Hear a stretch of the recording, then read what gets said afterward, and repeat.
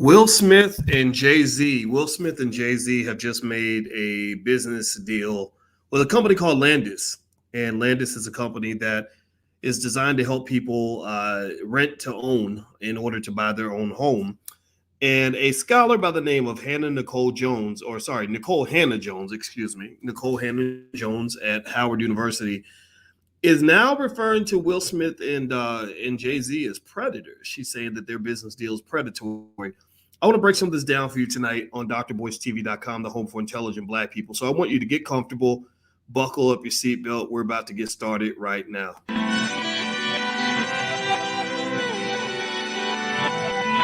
Here we are, clan the isms, cataclysm great. Our people out here struggling, trying to make it in this state. Everybody out here doing it, but we the ones too late. Now family, we the ones who gotta delegate.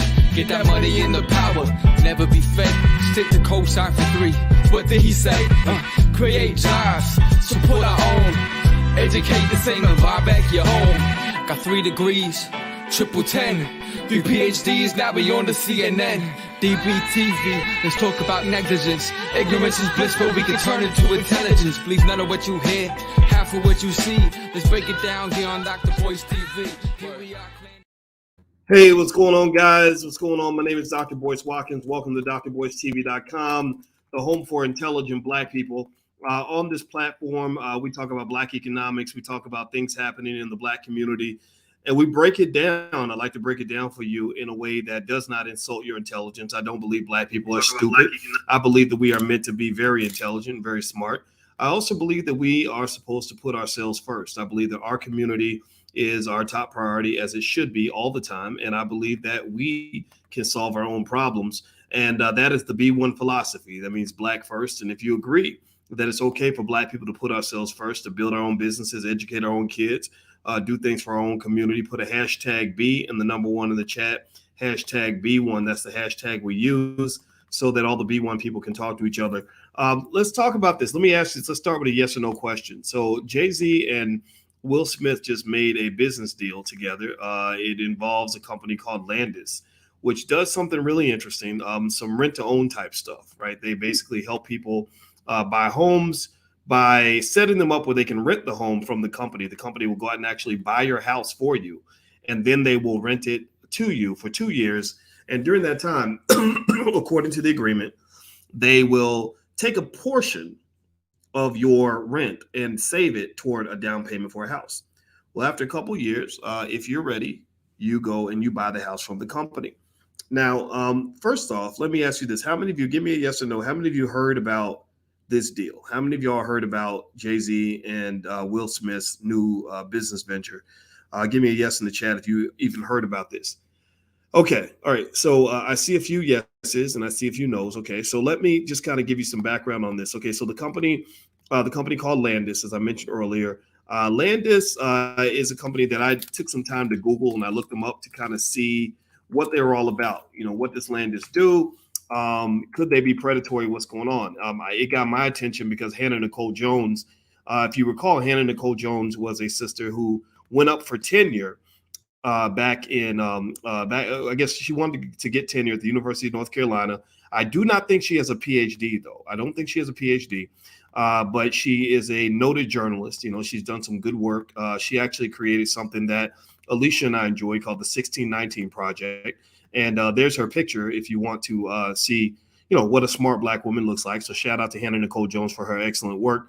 And Hannah was in the middle of some national controversy recently because she went to North Carolina, Chapel Hill, and she wanted to come in with tenure. And I felt like, well, why not? You know, I mean, she's done a lot of great work. But then again, there were some scholars I spoke with who kind of wondered what she'd actually done to deserve tenure. Even, you know, her work was good, but she's not a professor. She doesn't have a PhD or anything like that. Now, maybe in journalism, the rules change. I don't know. I know that my wife is a full professor of social work. And I can just tell you guys, it wasn't as cut and dry as some people think. Although we know UNC has a long history of racism. So why not give an opportunity to the Black woman? So I was all for it. But at the same time, I can understand why a person who isn't racist would say, okay, you know, really, she's not from academia. I don't know, but then again, I don't care. I think as you guys know, I was at Syracuse University for 13 years. She had a great journalism school, and I kind of figured out a long time ago that tenure is kind of welfare for smart people. Basically, it kind of guarantees you this lifetime job. Well, anyway, she goes. I guess she got her tenure at UNC, but she kind of gave him the middle finger and went off to Howard. Shout out to her for going to an HBCU. Howard does a relatively decent job. I think they need to stop just mass producing Negro employees, because as you saw recently, there was a recent study that showed beyond any reasonable doubt that getting college degrees was actually increasing the wealth gap. I'm sure Hannah's aware of the wealth gap, and I'm sure she saw the story in the Wall Street Journal this week that said that actually going to expensive schools, whether it's Howard or Yale or any other school, that's actually causing the wealth gap to grow. And I've been saying this for about 15 years now, actually, because you guys know my doctorate's in finance, and I've been breaking it down for you. You can't expect your wealth to increase when you're taking on that much debt so that you can go and get a job working for a white person who's only going to pay you enough money to stay JOB, just over broke, right? If you're not learning, I'm saying this slow so the Negroes in the back can understand what I am talking about. If you never learn the basic skills of wealth building, meaning home ownership / stock market investing / starting your own business, then you will never be able to accumulate a positive net worth necessary for you to catch up with white people. Black people who do those things tend to have more wealth than the average white person. Black people cannot be turned into a nation full of employees. So Howard University, if you're listening, get your entrepreneurship game tight. Start creating your investors. Stop mass producing employees. We know why you work. We know the history. Go look up the history of Howard University. In the book club every Wednesday that we do, we're reading Dr. Claude Anderson's books. Dr. Claude Anderson is the most notable Black scholar in the last 100 years. He lives right down the street from Howard University. They've never invited him to come speak. That right there tells me that me and you ain't built the same. We're not built the same. How are you going to tell me that Dr. Claude Anderson, whose books have been cited, they were cited by Ice Cube when he challenged the Democrat, Republican, racist establishments. They were cited by Kanye West when he questioned why Black people aren't building wealth. And it is fascinating to me that they literally are sitting there and they act like this giant does not exist. When you start looking at Black giants, the elephant in the damn room, and you act like you don't see the elephant in the middle of the room, then something's wrong with you. You're blind as a bat. And that's why your people end up going backwards. That's why a lot of Howard University graduates are wondering, Mama, why did I go get this bachelor's degree and I'm still $150,000 in debt 10 years later? Well, it's because studies show that half of all Black college graduates can never repay their student loans. So this wealth thing is complex, but it's really not. It's only complex because I don't understand what complex mathematics have to be performed to get people to open the goddamn ears and start listening to solutions, as opposed to simply thinking that getting closer to white people is going to somehow fix your problems magically. Now, with that said, let me get back to the point here. Let me make sure we stay on point. Everything I say has a purpose, but sometimes I say a lot. And I piss people off, and I don't mean to do that, but I got to tell y'all the truth. Do me a favor, hit the thumbs up button, hit the thumbs up, share, subscribe button. And blackkeystogreatness.com is where our book club is. We read Dr. Anderson's books every Wednesday night. We're analyzing Black labor, white wealth, which gives you a deep, rich history and understanding of exactly how white people took all your shit for the last 400 years and exactly why you should be demanding reparations, and exactly why your communities are in shambles, and exactly why I can go to the north side of Chicago and everything's beautiful and the streets are paved with gold. But then I go to the south and west side of Chicago and I see chaos with little kids getting shot in the street, cracked sidewalks, drugs everywhere, everything's torn apart. Let me keep going here. So Jay-Z and Will Smith have invested in this company called Landis. And Nikole, I don't know where this was coming from. I don't know why Nikole decided she wanted to call them out. Maybe she just, got happy on Twitter. I have no idea. But I'm going to read what she wrote, and I'm going to read it with respect, because I do respect Nikole Hannah-Jones, but I also respect all solutions that are going to be different from what we've had before. And I'm going to explain to you why I think that Nikole Hannah-Jones might want to do a little more research before she starts throwing around words like predator. And because it feeds into this pre-existing narrative that many people have, that there are Black feminists out here who feel like every day when they wake up, their number one job is to destroy Black men. that their number one job is to make sure that they find every masculine black man who's not trying to wear a tutu and twerk his ass in prison like Lil Nas X, that we're going to find him and we're going to chop off his balls, because at the end of the day, we're competing with men. I don't understand exactly what was driving her to use a word like predator to describe this business venture between Jay-Z and Will Smith. I think that you could have probably approached it in a little bit more of a constructive way, particularly since all of your liberal allies have utterly failed, completely failed at creating any solution for Black people that involves the development of Black wealth. They have failed. They have failed. Nikole Hannah-Jones, she went to Howard, and I would have hired her. She brought $20 million with her, but it wasn't her $20 million. It wasn't her $20 million. It was $20 million that came from the Knight Foundation, the MacArthur Foundation, the Ford Foundation, and an anonymous donor. I don't know if that's the same anonymous donor who funded that fake Black Lives Matter movement where Black life wasn't preserved and Black people actually didn't benefit from all that money they were collecting from big white corporations. I don't know who that anonymous donor is, but at the end of the day, I don't see these white people lining up to fix the Black wealth problem in America. They're not doing the damn job. They're failing. Period. I don't dislike Nikole Hannah-Jones. I like her. I really do. But her liberal white friends are failing. They're getting Black people showing up at every election, praying to white Jesus, hoping for the best, and they're failing. All these neighborhoods that they're in charge of, we've been voting them into office for decades, they are failing. They are failing. Can we at least agree that they are not succeeding at closing the racial wealth gap? In Black Labor, White Wealth by Dr. Claude Anderson, he made a clear point. He showed you that even when there was a massive increase in the number of Black people getting elected to office, most of them Democrats, even though we went from about 103 Black elected officials in the early 1960s to 8,000 Black elected officials by the 1990s, Black wealth had not moved 1 inch. So I'm about to become a Scooby-Doo detective and explain to you why it did not move. A lot of it is rooted in white liberalism and the communist, socialist, Marxist foundations of white liberalism. Now, there are a lot of good ideas on the Marxist side of the fence. Karl Marx has a lot of excellent critiques of capitalism. I don't disagree with hardly any of them. Karl Marx made great points about how the capitalist machine is subject to all kinds of disruptions and failures and crashes. I agree. He said capitalism can put you in a space where you feel like a cog in a wheel and you lose your purpose in life and you can't do anything meaningful because you're just working for this big corporation. I agree. He had a lot of good critiques about capitalism, but let me tell you this. All these trained Marxists have not been able to put no money in Black people's pockets.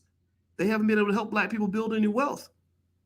These liberal ideas are not designed to empower you. They're designed to make you soldiers in whatever little fight they were having before you came along. So I'm giving you the backdrop here because I want to say this, with complete respect for Hannah Nikole Jones and Howard and the good things that they're doing there. The fact is, you don't have the solution. What you're doing is not working. Black wealth is not growing. Even your own students needed Robert Smith to come in and pay off their student loans because he knew that most of them would be drowning in debt 10, 15 years later. So why are you not talking to Dr. Claude Anderson about how to develop industry in the Black community so that we can create our own jobs? Let me keep going. Hit the thumbs up button. Please hit the thumbs up, share, subscribe button if you haven't done it yet. So here's what Hannah had to say. Let me give the sister her props on this. Okay, so she says that credit counseling is not what will take low-income renters to homeowners. Wealth will. So basically, Landis, this company that Jay-Z and Will Smith have partnered with, Landis basically what they do is you apply. I went to their website. I went through it. You apply by basically telling them, look, this is the home I want to get. And you can put in, I actually went through the whole process. I didn't actually apply, but I filled out everything I could up to the application. So they asked me what city. I picked Baltimore, and I picked a $300,000 house in Baltimore. And I said, I want to buy a $300,000 house in Baltimore. And they told me that my monthly payment would be about $2,600. And of that $2,600, about $500 or so would go toward saving for a down payment over the next 2 years. They said that after I paid or after I saved that money for 2 years, that money would go toward a down payment where I could buy the house from them with a monthly payment of approximately $1,760. That's what Landis said. So Landis laid out this deal, and apparently you have to apply. I don't think everybody can get it, but that was the layout, right? And then they actually have a section that says, how does Landis make money? So the way Landis makes their money, if I recall correctly, they said we make our money from the appreciation in the home value in the 2 years that we own it. We'll buy your house, so we make the capital gains from the appreciation in the home value, and also we make money when you're paying rent to us, right? So that's the deal, right? So you're paying rent to them as your landlord for 2 years. They take a portion of your rent money, save it up for you in, I guess, some sort of fund, and then they put that toward the down payment on the house if you buy it from them after 2 years. After 2 years, you get the option of either staying and continuing to rent from them, or they end the deal, or I don't know who ends the deal. That was the question. That was the part I'm still not sure about. And somebody from Landis, if they ever want to come on and explain, they can. But they at the end of the 2 years, it sounds like somebody makes a decision as to whether the deal will go on or not. And then also they said that if you choose not to buy the house, and I went through the FAQ because I was curious about this, they said that your money would be put as a credit toward home ownership. I don't know what that means, right? I don't know what that means. They would give you all your money back. You're meaning all the money you saved for the down payment, a part of it back. I have no idea. But anyway, I want to ask you guys this question. Based on what I have described to you, do you feel like that's predatory? Give me a yes or no. I'd be curious to know what you think. Do you feel that people who sign up for Landis, now it sounds to me like it's voluntary, like it's not something that you are being forced to do. It's not like they're coming to your house and putting a gun to your head and making you take the deal. But do you think that it's predatory? Okay, so From the Cat's Eye says no. Half Urban, let's see, IB Music says yes. Half Urban says yes. Arthur Norris says yes. Tia Nia says no. Okay, so it looks like we're kind of right down the middle in terms of whether or not people feel that it's predatory. So here's the thing that I'm trying to figure out though. If you talk about the experience of most low-income people, and I was a low-income person at one point. I mean, I was in graduate school and I had an apartment in Rochester, New York, and I had to break my lease in the middle of the night because I couldn't pay the rent. And so I paid rent. How many of you have also paid rent at some point in your life? Maybe you're still paying rent. There's no shame in that. A lot of us have. I remember kind of feeling like I had to pay rent somewhere. I remember feeling like, God, I wish a bank would trust me by understanding that the amount that I'm paying in rent is more than the amount I would be paying if I had a mortgage. So one of the weirdest things about the system in general, I think we can agree on this, is that it's kind of odd that you can pay a lot of money in rent, but then you'll find out that the mortgage would only be half or a third of what you're paying in rent. But somehow the bank concludes that even though you've been paying $2,000 a month in rent, that you can't afford a $1,200 mortgage. That's weird to me. That doesn't make a lot of sense, right? I mean, if I can afford $2,000 a month in rent, why can't I afford a $1,200 mortgage, right? So the whole system, if you want to know if capitalism, if the essence of it can create some weird, creepy, predatory scenarios, the answer is probably yes, right? There is such a thing as predatory capitalism to a point where predatory to me isn't necessarily just because you got screwed.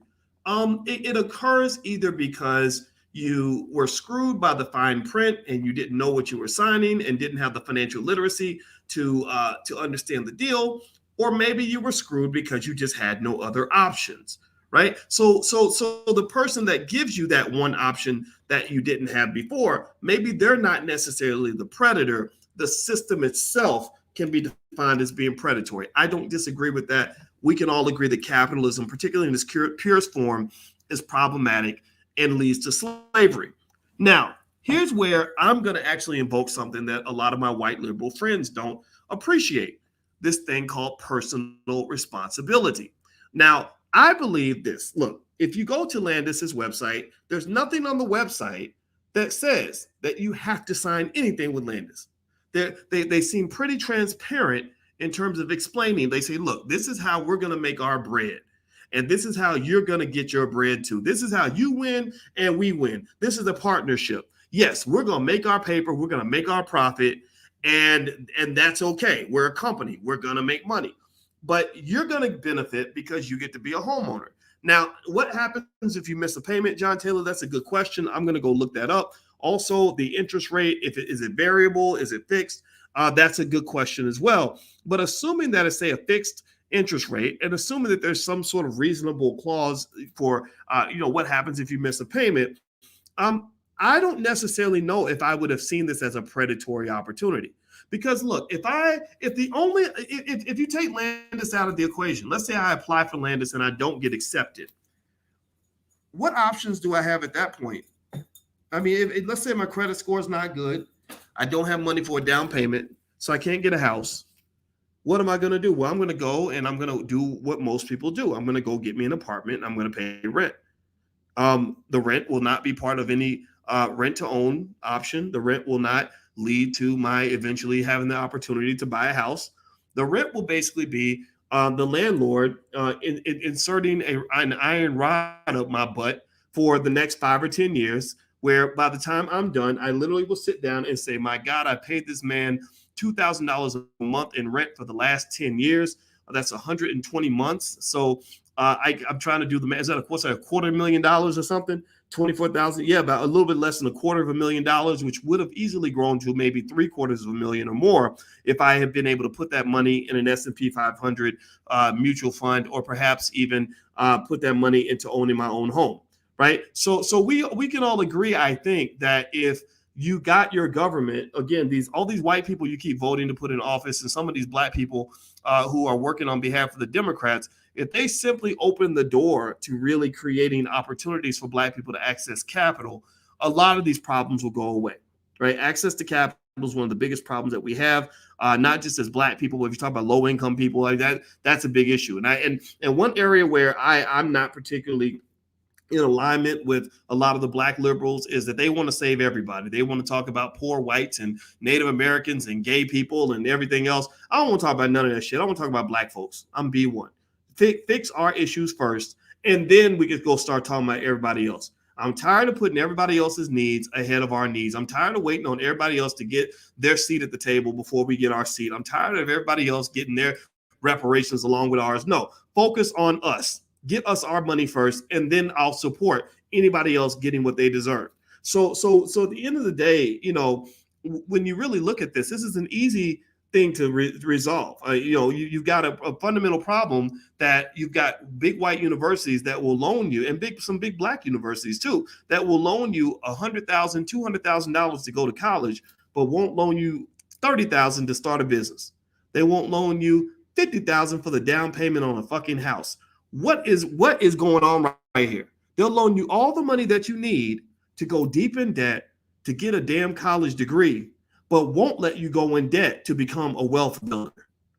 If I had a choice, I got a lot of degrees. I have a lot of education. I had more education by the age of 25 than most people have in their whole entire life. I was teaching college students when I was 22 years old.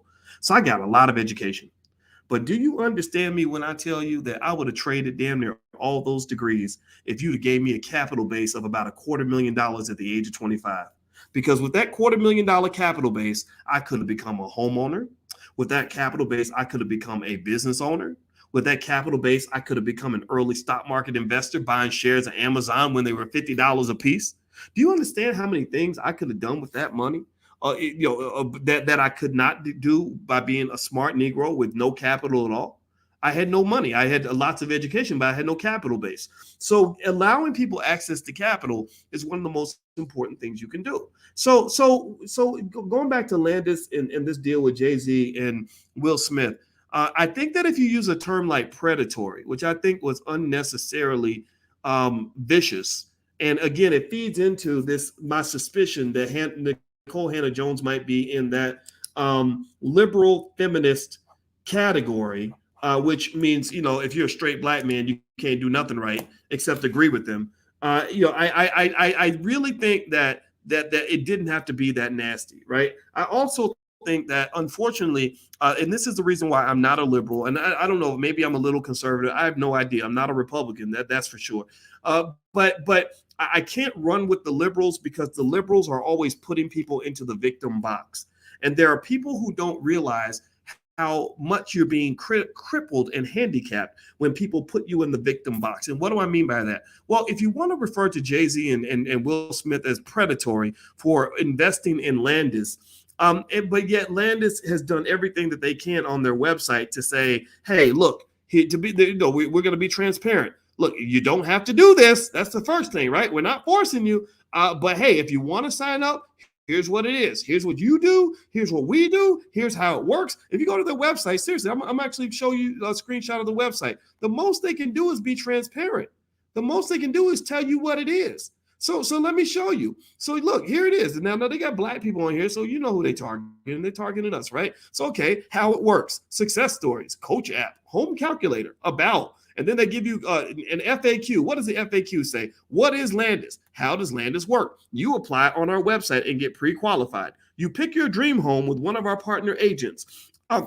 We buy the house, you rent it from us for up to 2 years while building up your credit and down payment. When you are ready, you buy the house back at a predetermined price. So you determine the price in advance. So they don't say, hey, sign the document and then we're going to pick a price magically. We're not going to tell you what it is to the last minute because we want to do a rope-a-dope on. They say it's predetermined. How does Landis compare to renting? Landis allows you to rent a home until you can buy it using a mortgage. Landis helps you transition to home ownership, which is cheaper than renting, ultimately saving you money. Landis also allows you to move into your dream home and to customize it from day one so you don't have to move again when you transition to home ownership. Well, let me just tell y'all this. Let me just tell y'all a little secret. Let me tell y'all a secret. When I was, 28 years old, that was like the worst year of my life, man. I was in graduate school. I was broke as a joke. I had to move out of my apartment in the middle of the night because I couldn't pay the rent. My credit wasn't no good. I declared bankruptcy like a couple years earlier. Black man problems. That's what I had. If a company had come along with an offer like this, if they had come along and said, look, you've been paying rent all these years and you ain't getting nothing for it. Keep paying rent to us. Pick your house out now and keep paying rent just like you were before. But at the end of those 2 years, during those 2 years, we're going to help you get your credit fixed. And we're going to take a portion of your rent money and allow you to apply it to your down payment. I'm not going to lie. I would have jumped all over that deal in a second. I would have jumped on that deal, not because it's a perfect deal, not because it's perfect. I'm sure Landis is going to get their money. But I would have jumped on the deal because that was the best option I would have had. That was better than any option I had as a young black man. There was nothing else out there for me to do other than to continue to pay rent. Right. And so Angela says rent to own home ownership is not new. I agree. Rent to own has always been a thing. Right. And we know that sometimes rent to own, while the word predatory is a word that gets slung around a lot, I would say that at the very least, you have some really bad deals. But in all those cases, they have laws where they have to be transparent about what you're signing up for. They have to make sure you know what it is. And there are people that, despite knowing what it is, still want to do it. Like when you talk about check cashing places, right? Like people say, well, it's predatory to put a check cashing place up. But there are poor people who say, no, I want the check cashing place because I ain't got no better options. So I would almost say that, when if I was talking to a Nikole Jones or Nikole Hannah-Jones, I keep saying it wrong, I'm sorry. I would probably say to her, yeah, maybe you could say that this isn't a perfect deal. But here's your problem. You've been telling people that the liberals are going to come save them since forever, and they can't offer a better alternative. Now, if you were successful in getting your buddy Joe Biden to go and really change the banking laws, which he does not, Joe Biden, remember, he was the one who actually created the legislation that made it illegal for you to write your student loans off in bankruptcy. I don't know if y'all know that or not. Biden did that. So you got that and the crime bill. Those are two things. Again, and now you're still telling me that he's my buddy, but he done locked up more black men than any president in American history. And he's the one who decided you can never declare bankruptcy on your student loan. So, well, if those are your friends, then you don't need no enemies. So you ain't got enemies because your friends are your enemies. And so to me, I would almost challenge the liberals. It's very easy. It goes back to when I was telling you earlier that Karl Marx has had a lot of great critiques of capitalism, and I didn't disagree with hardly any of them. But it's one thing to be able to criticize something and to destroy something, and it's another thing to be able to build something better. And so one of the things that you see on a regular basis politically is you see a lot of folks, liberals and conservatives do this. They will criticize the hell out of something that someone else created, criticize the hell out of somebody's solution. But then when you turn to them and say, okay, so give us a better solution and implement that so we can actually choose that option, they say, well, we don't have a better solution for you. So what are people supposed to do? The real world does not operate in theory. Liberals, my liberal, remember, I know the hoity-toity academics. I was around them my whole life. I'm a scholar too. I got my PhD in the year 2002. And one of the things I notice about hoity-toity academics is, unfortunately, at their very worst, they can become extremely self-righteous. They can become extremely idealistic, and they think that that the world's supposed to operate within some sort of theoretical fantasy bubble. And when you get into the real world, where people have to make real choices and choose whatever the best options and alternatives are for them, sometimes they'll do things that don't make a whole lot of sense in an academic journal. So I don't have a big problem with what Jay-Z and Will Smith are doing.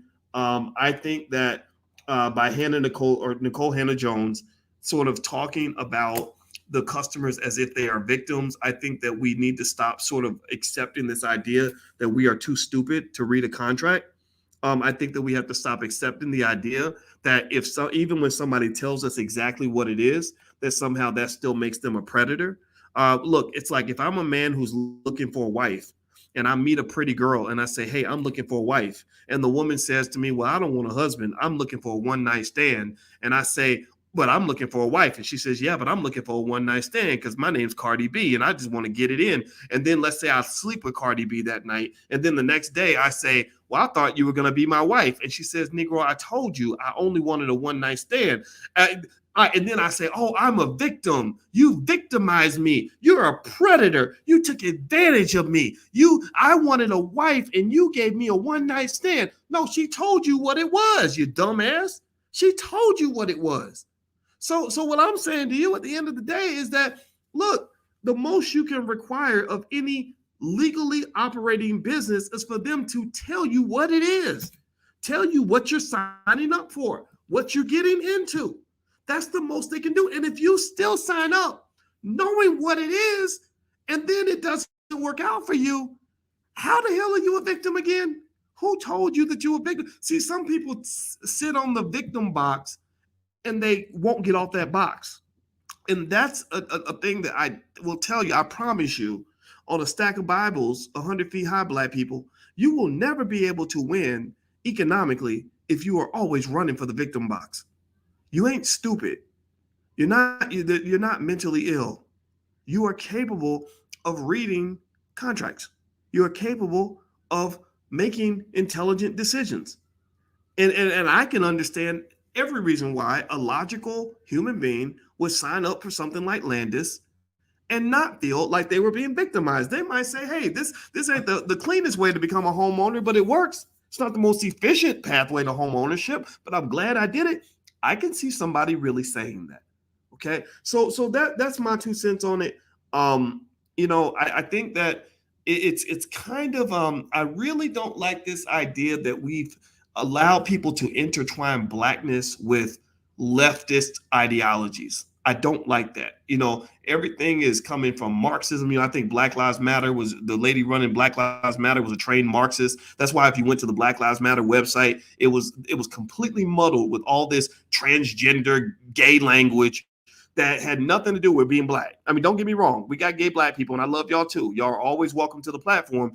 But why is all this other stuff muddling the Black struggle? Why is it that we always have to end up carrying water for all these other people with these predefined purposes? And I believe that it comes down to the fact that people on the left, the Marxist, communist, socialists, etc., have always been at war with capitalism. So in their world, unfortunately, for some of them, not all of them, but for many of them, every business owner is a predator. Why is a business owner a predator? What? Because he worked hard and made investments and built a company from nothing. He started off poor like you, and now he's rich. So suddenly he's a bad person. Like, why is it that every wealthy person must automatically be evil by default? You know what that does? You know what that creates? That creates the Sean King chaos. Right now, Sean King is being dragged, by mainly a lot by the left and the right. Why? Well, because him and his wife had a decent house, like $800,000 house in New Jersey. I mean, it ain't no shack, but it's not this lavish, sprawling mansion with 25 acres and a big, gigantic Olympus-sized swimming pool. It's a decent house. Sean King does great work. Why shouldn't Sean King be able to live in a decent house without somebody somehow saying he's a capitalist predator pig? Like, that's kind of weird to me. Right? Well, that comes from the fact that many people have mistakenly created the assumption that being part of the Black struggle means taking a vow of poverty. That if you're not broke and poor, if your kids ain't dusty, if you eating good, then that means you ain't keeping it real. You're not keeping it 100. You're not really down for the struggle. Well, let me tell you a little secret, Black people. Let me tell you a little secret. I know the white liberals were the ones who scooped you up off the sidewalk and claimed to be your allies. They all got these, people like Hannah Nikole Jones and Ta-Nehisi Coates and others. They have white liberal allies who pay the bills. That's why, Ta-Nehisi, I think he brought $5 million into Howard. His chair is endowed by a bunch of white people. I don't know which particular white people have adopted them. It's like adopting little children or something, but they adopt Black people. So Ta-Nehisi is the Hannah, he's the Sterling Brown chair in the English department, and Jones brought in $20 million to support her endowment or her chair, which came from the Knight Foundation, the MacArthur Foundation, the Ford Foundation. All these are organizations that would never give money to a Negro like me because I don't know when to keep my mouth shut. But here's the thing: none of these people, on any level, have ever proven to have any ability to develop industry and true wealth in the Black community. None of them. All they've been able to do is to create an elite class of Black liberal scholars who become the darlings of the white liberal establishment, and they go around the country talking about poor Black people and getting massive speaking fees and selling 100,000 copies of their books, and they get on TV, and at the end of the day they become what's the word? They become water boys for the Democratic Party. That's what they become. And the boule, that's another term that people might use for them. And if you really look at the anatomy of what they've accomplished nothing in terms of job creation for Black people. They've accomplished almost nothing in terms of wealth creation for Black people. They've accomplished almost nothing in terms of true institutional development for Black people on a fundamental level that is disassociated from the paternalistic ideological imperialism of the white liberal establishment. White people come along and they smack them around like little bitches whenever they get out of line, because at the end of the day, the person who pays the bills is the one who makes the rules. So let me see. Let's see here. So Moose says Boyce went to an HWCU. Yeah, I wanted to go to an HBCU, but I could not get into one. I didn't have any money coming out of high school. And also, I did talk to Howard about possibly teaching there. I interviewed with a Chinese guy who was the head of the finance department, and it just didn't work out.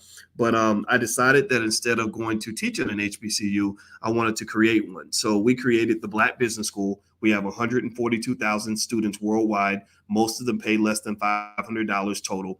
95% of them have paid us less than $500 or something like that. It's some high percentage.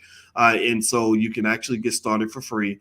And we have experts and billionaires and millionaires and business owners and real estate agents and lawyers and PhDs. They come in and teach our students, and they teach them well. And our fundamental principle is a little bit different from a lot of HBCUs in one fundamental way. We believe in what we call the Black core of three. The Black core of three is that we believe that Black people should educate our own children, create our own jobs, and support Black businesses. That is what we believe, and that is what we stand by. So the three pillars of wealth is where we begin the conversation and end it. The three pillars of wealth are real estate investing, entrepreneurship, and stock market investing. We give practical advice where we want the whole family to be educated on this fundamental idea that every Black child in America needs to learn how to start a business before the age of 12. We also believe that every Black child in America needs to own shares of stock on the day that they are born. We also believe that every Black child in America should understand that real estate ownership is the key to economic power. And the other piece is that we believe that chasing jobs is not the solution for Black people. Not to say that there's any shame in having a job, but a job should be a temporary stop, or at the very least, if you are a person who has a job, you should get to the point where you own assets. You should not measure your success economically on how much money you make or how fancy your title is, because studies have shown clearly that that means nothing when it comes to closing the wealth gap. What you measure your success on as a Black person needs to come down to what you own and what you control. You are in a game of power. Employees will never have more power than the damn boss. The renter will never have more power than the owner. The consumer does not have more power than the producer. So there is a strategic effort, and sometimes it's implemented even by some of the HBCUs, unfortunately, a strategic effort to ensure that Black people remain the consumers, we remain the renters, and we remain the employees. That's why most universities take tremendous pride in the number of Black people they've prepared for jobs. Why do you think schools like Howard and Spelman are named after white people? Well, because they said we need more people in our working class. So let's get these Negroes trained up so they can come and work for us. So I'm not saying there's anything wrong with you working for anybody. You can do whatever you want. I'm not judging that. But if you take ownership out of the equation, you will lose the game of wealth in America. That game is not won by people who work for other people. It's won by the people who become bosses. So to that extent, while I don't consider everything Jay-Z and Will Smith everything they do to be perfect, this does not sound like a bad venture. This sounds like they're bosses of something. Nikole Hannah-Jones. I'm not dissing everything she's done. The 1619 Project is excellent. She's a great historian, but she's not so great at building wealth, because if she were great at building wealth, she wouldn't need the Ford Foundation and whoever, the MacArthur Foundation, to go pay the bills. She would be able to endow her own chair as opposed to looking to liberal white people to endow the chair for her. So if you want to know what the next generation is going to have to look like, Black people are going to have to be in control of institutions that impact Black people. And right now, that is not the case at most HBCUs. That's why I circle back to Dr. Claude Anderson. Why is it that the whole Black community loves Dr. Anderson, and Powernomics is one of the most spoken about economic texts on the planet? It is the foundation for what millions of people are doing in the Black community when it comes to wealth. Yet at the same time, Howard University to this day has never had Dr. Anderson on campus. The reason they can't have Dr. Anderson on campus is because Dr. Anderson is a Black man who is not afraid to be highly critical of the white power structure. That does not fit their interest, and that's why they run away from people like him. So as long as you run away from the free Black people and you run toward comfortable slavery, then you're only going to be building a nation of slaves, and your wealth gap is going to continue to drop. So that's just what it is. So I'm going to go, guys. Please hit the thumbs up button, share, subscribe button. I didn't mean to be overly critical of Nikole Hannah-Jones. I actually like these people. I just can't. But I have to give you raw truth in terms of how I feel. I can't pretend like, I can't say things in a way that sounds nice all the time. I just have to say it in a way that sounds true. And one other thing here, give me a second. I gotta get rid of this. I got a troll in here, so I gotta get rid of the troll. Also, if you are B1, don't forget we're having the All Black National Convention that's going to happen at the end of October. If you want to come out, it's going to be the end of October in Orlando. We're going to have breakout sessions in every type of Black wealth, from crypto to growing your own food to invest in the stock market to running your business. We're also going to do some things that will allow you to socialize with other B1 oriented people, intelligent Black people. So we're actually going to have speed dating for the first time. We're going to have a masquerade ball. We're going to also have some other breakout sessions and panels and networking groups and all kinds of stuff. So if you're interested, just clear your calendar for the end of October. Tickets go on sale next week, early bird tickets. And if you want to go ahead and reserve your hotel at a discount, you can actually go to abnchotel.com. The hotel took $100 off the price. It's a beautiful resort. It's very family friendly. You're going to love it. So if you are B1 and this is your thing, then feel free to join us at the convention. And also, if people like Ta-Nehisi and and Nikole Hannah-Jones are hearing this and they want to be a part of it or whatever, I invite them to come on this platform or to come to the convention and share their point of view. I'm okay. We're not threatened by alternative ideas, but at the same time, I need you to at least accept this basic fact. What you and the white liberals have been doing to this point has not been working. I know that it's great for you. I know that they're, putting money in your pocket. I know that they endowed your chair and they buy your books and they give you speaking fees and stuff, but they've done nothing to improve Black wealth. Why am I still reading in the Wall Street Journal that Black college graduates are the number one reason that the wealth gap is growing? That going to college is doing nothing to reduce the wealth gap. Well, I can tell you who is reducing the wealth gap. Black investors and Black business owners. That's who's doing it. They're the only group of people in America that probably have more money than white people. Did y'all know that? I'm going to ask a question. I'm going to do a straw poll. How many of you are doing better than most of your white friends? Give me a yes or no in the chat. How many of you in this room right now are doing better economically or in terms of wealth or investing, are doing better than most of your white friends? Give me a yes in the chat. And I'm going to tell you why. I'm going to tell you why. See, because I see this.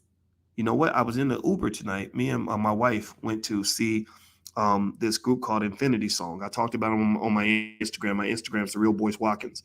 We went down to this place on the south side of Chicago called The Promontory. And this group called, in my IG is The Real Boyce Watkins. So you can check out the group there. And there's this beautiful singer, best singer I've ever heard, by the name of Victory Boyd. And their father, John, has become a great friend of mine, and I love him. He's 100% B1. He brought the family to one of our events, and I've been friends with him ever since. Now they've become really famous. Jay-Z actually signed them to Rock Nation, and that made me really happy because they deserve all their success. The daughter, Victory, actually wrote 3 songs on Kanye West's last album, so they've blown up. They're legitimate superstars. But let me tell you what happened. So I'm at the event just supporting my friends. On the way home, the Uber driver says, "Oh, you're Dr. Boyce Watkins, the financial literacy guy." I said, "Yeah."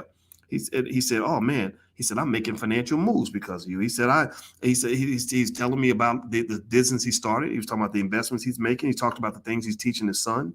Earlier that same day, another brother came up and said, "You look familiar." I said, "Yeah, my name's Boyce Watkins." He said, "Man, I have a business because of some stuff that I saw on your channel. I've been watching you for years. Oh, and I own stock because of you." Right. So here's what my point is. My point is not to brag. My point is to actually tell you, see, I'm a financial scientist and you guys are the subjects of the science. I not that you're a guinea pig, but you are.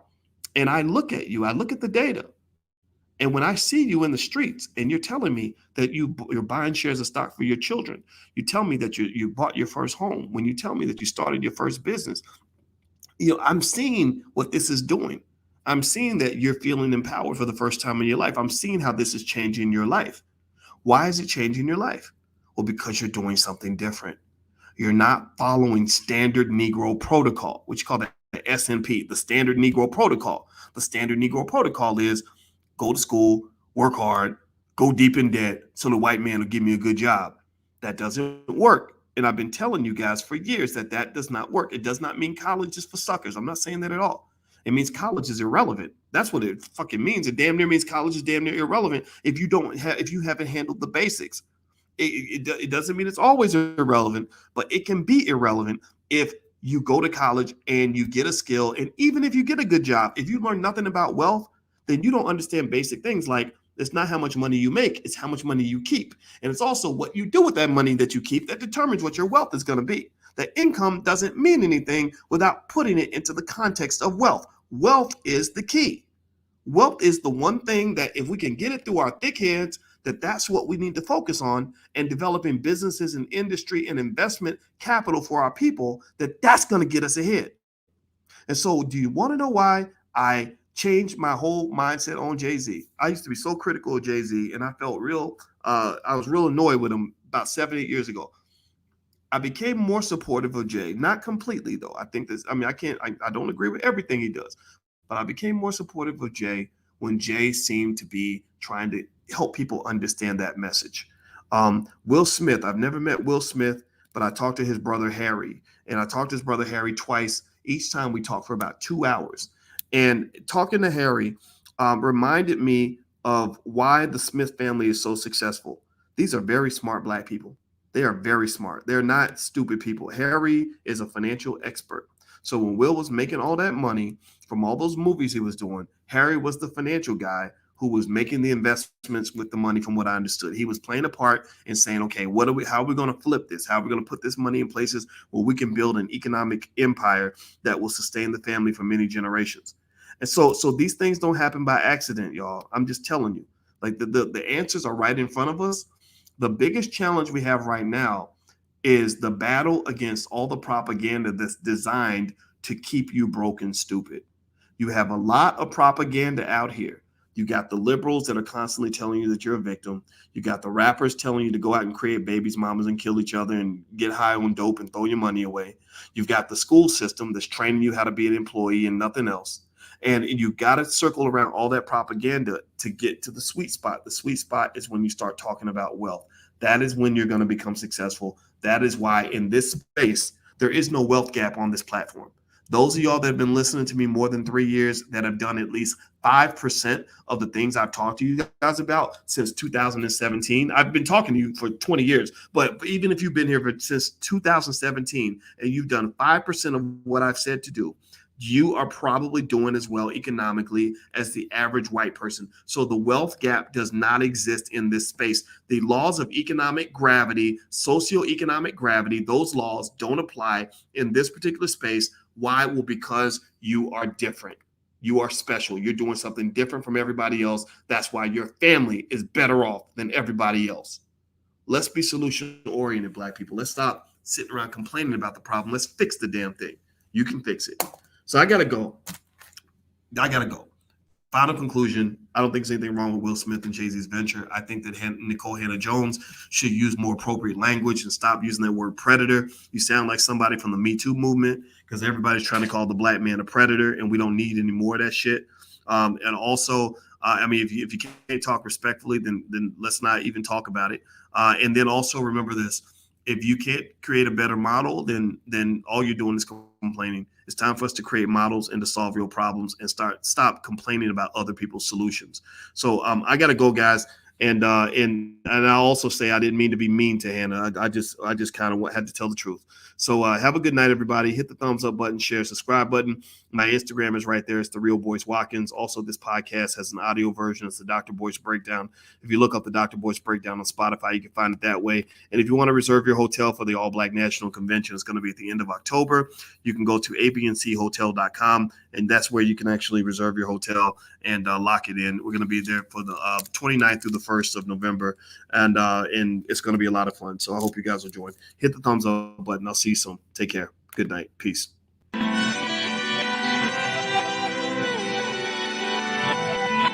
Here we are, clan the isms, cataclysm great. Our people out here struggling, trying to make it in this state. Everybody out here doing it, but we the ones who late. Now family, we the ones who gotta delegate. Get that money in the power, never be fake. Stick to cosign for 3. What did he say? Create jobs, support our own. Educate the same and buy back your home. Got 3 degrees, triple 10. 3 PhDs, now we on the CNN. DBTV, let's talk about negligence. Ignorance is bliss, but we can turn it to intelligence. Believe none of what you hear, half of what you see. Let's break it down here on Dr. Boyce TV. Here we are.